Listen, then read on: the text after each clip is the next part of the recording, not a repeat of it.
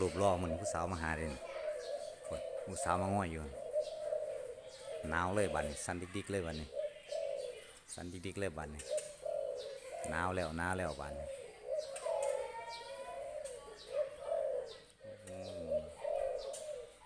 ผู้สาวมาหามหอดหมองเลยมึงอ้วนนะที่ได้ไปต่อบ่นี่เห็ดพอพันจะเป็นยัง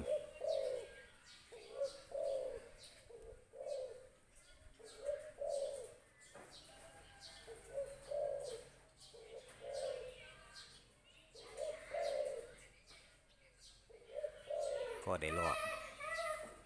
พอได้รอนกบ้านคัน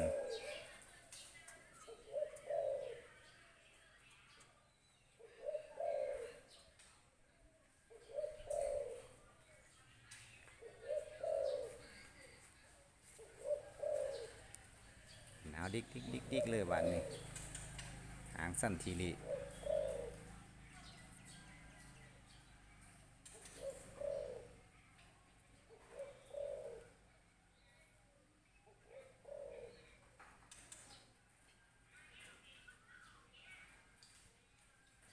อายุยังน้อยอยู่ใจเย็นใจเย็